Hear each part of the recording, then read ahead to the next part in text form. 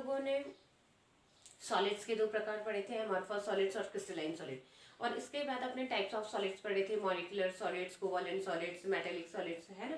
अब आज हम देखते हैं सॉलिड स्टेट्स में कि यूनिट सेल्स किसे कहते हैं और लैटिस किसे कहते हैं। सबसे पहले हम देखते हैं lattice.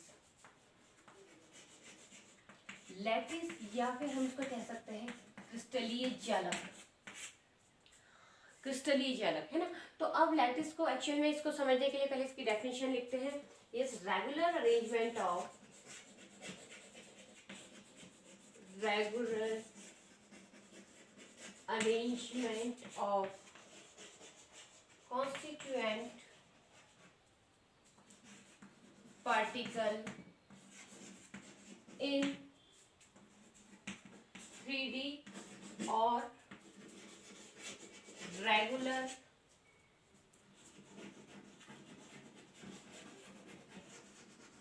arrangement of points is called lattice।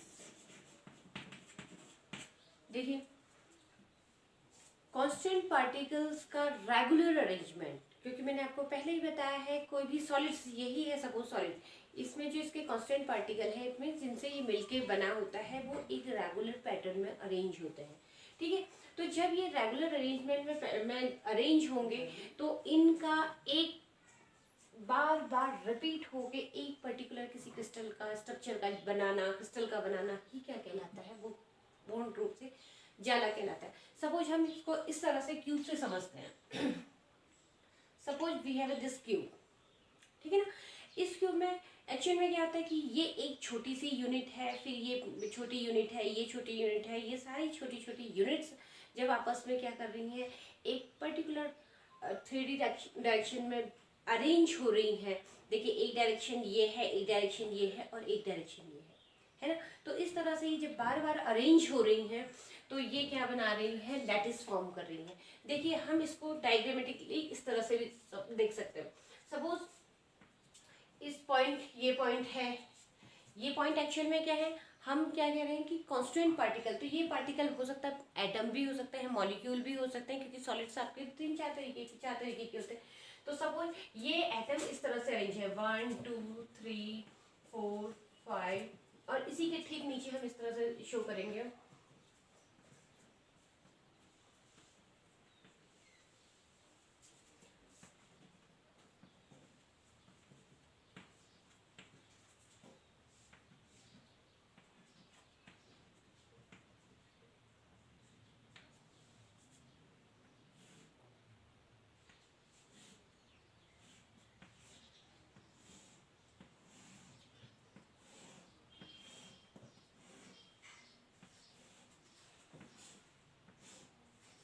है ना।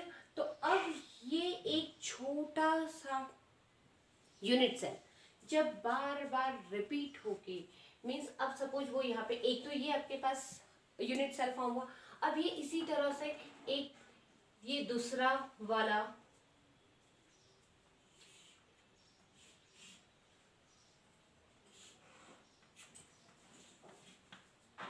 है ना, इसके साथ ये अरेंज होके फॉर्म हो रहा है।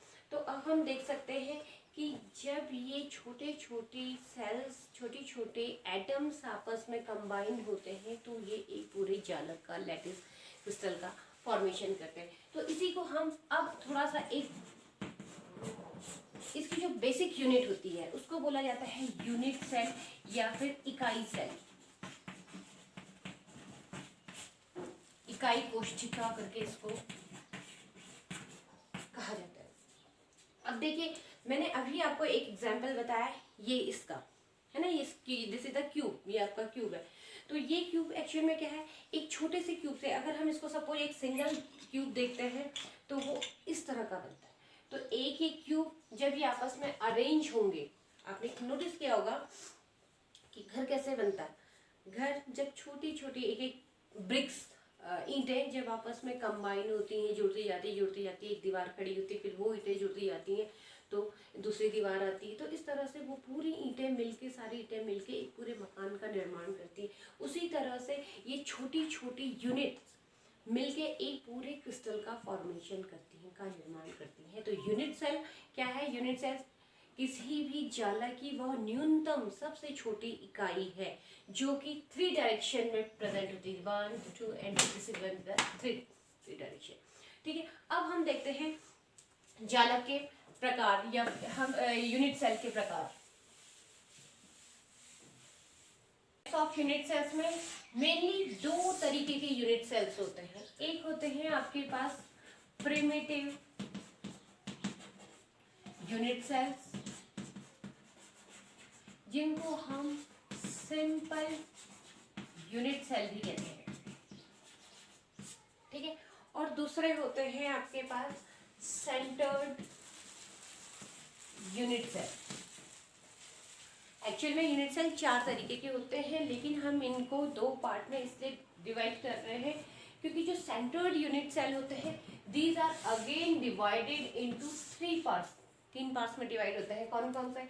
एक होते हैं बॉडी सेंटर्ड, दूसरे होते हैं फेस सेंटर्ड और तीसरे होते हैं एंड सेंटर्ड। ध्यान से समझिएगा।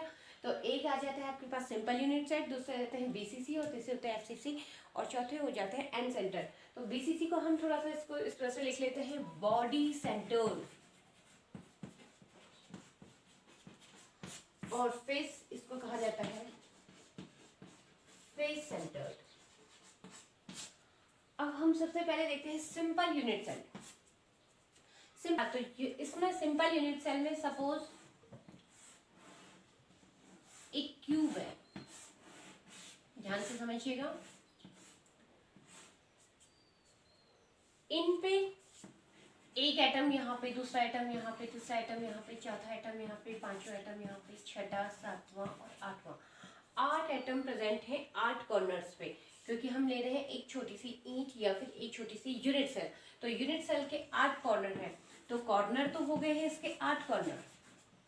अब लेकिन इन कॉर्नर पे जो एटम प्रेजेंट है, ध्यान से समझिएगा, इसको देख लीजिए 1 2 3 4 5 6 7 8 कॉर्नर्स है। और इन 8 कॉर्नर में सपोज यहाँ पे एक एटम प्रेजेंट है, समझ में आ रहा है? तो वो एटम हम सपोज उसको लेते हैं, एटम है इस तरह का स्फेरिकल शेप का, हमको इसी तरह से माना जाता है। अब ये एटम क्या है कि कुछ पार्ट इसका ऊपर प्रेजेंट है, कुछ नीचे है, कुछ इधर प्रेजेंट है, कुछ इधर प्रेजेंट है। तो हम इसको ले लेते हैं पूरे आधे तरीके से। तो ये आधे तरीके में से भी यहाँ पे वो एटम सपोज इस तरह से प्रेजेंट है, जिसमें कि इधर की सरफेस इधर, फिर इधर की, और उसकी चार साइड तो इधर नीचे है।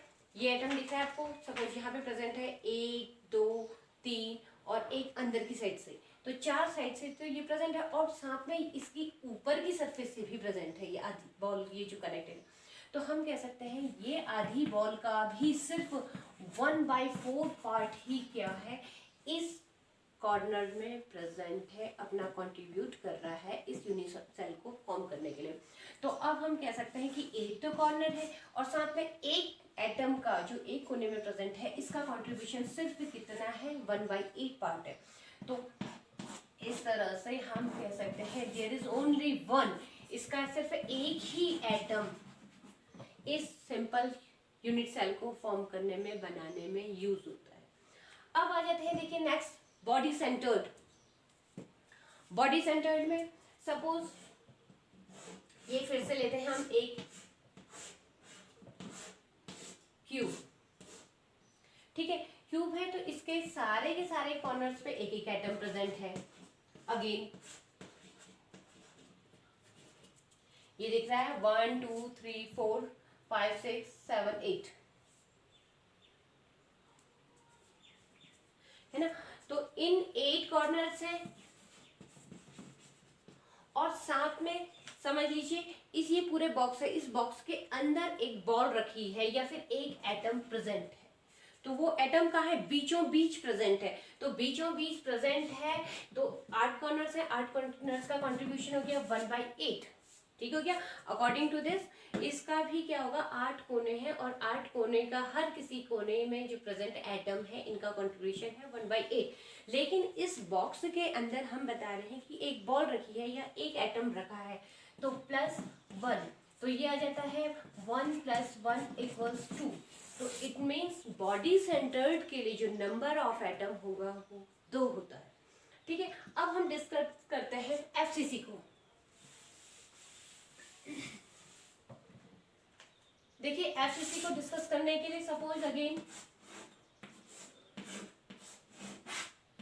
ये क्यूब है, इस क्यूब में 1 2 3 4 5 6 7 8 कॉर्नर्स हैं। 8 कॉर्नर्स हैं, इन कॉर्नर्स पे 8 एटम रखे हैं, लेकिन एक एटम का फिर से मैं वही बता रही हूँ जो सिंपल क्यूब में बनाया था, इनका कंट्रीब्यूशन है 1/8, तो हो गया ये 1। ठीक हो गया। अब सपोज देखिए इस फेस सेंटर करें, इसकी ये क्यूब है आपके पास, क्यूब की कितनी फेस होती है? 6 फेस। ये देखिए 1 2 3 4 5 6, ठीक है ना। तो 6 फेसेस हैं, तो 6 फेसेस पे सपोज एक एटम यहाँ पे, एक एटम यहाँ पे, एक यहाँ पे और एक यहाँ पे, इस तरह से 6 के। तो हम इसको इस तरह से समझ सकते हैं, एक ऊपर की फेस में है, एक नीचे की फेस में है, एक आमने सामने की इधर अगल बगल की फेसेस में, और एक दो इधर के आमने की और इसके बैक साइड से यहाँ पे एटम प्रेजेंट है। अब हम समझ सकते हैं, देखिए सपोज यहाँ पे कोई एक एटम है, ठीक है, तो वो क्या कर रहा है, वो ऊपर की सरफेस पे भी प्रेजेंट है और नीचे की सरफेस। इसको हम कैसे समझ सकते हैं? देखिए ये सपोज हमारे पास एक बॉल है, ठीक है, ये हमारी दीवार की छत है, कमरे की छत है, इस कमरे की छत पे एक एटम रखा हुआ है, ठीक है। अब वो एटम क्या कर रहा है कि आधा उसका अंदर की साइड है और आधी जो एटम की जो साइड है वो ऊपर की साइड है। तो इस तरह से सिर्फ इसका आधा पार्ट ही, इस एटम का आधा पार्ट ही क्या कर रहा है, एक पर्टिकुलर यूनिट सेल में अपना कंट्रीब्यूशन शो कर रहा है। तो इस तरह से जब 6 फेसेस हैं, तो 6 के 6 फेसेस पे एक एक एटम है, तो अब एक फेस का जो कंट्रीब्यूशन है वो आधा ऊपर की साइड है और आधा नीचे की साइड। तो जब एक फेस का आधा कंट्रीब्यूशन है किसी भी एटम यूनिट सेल को फॉर्म करने में, तो यहाँ पे 6 फेसेस है, तो 6 फेसेस का 1/2 पार्ट, तो हम ये कह सकते हैं दिस इज द 3। तो टोटल नंबर ऑफ एटम कितने हो जाते हैं इसमें?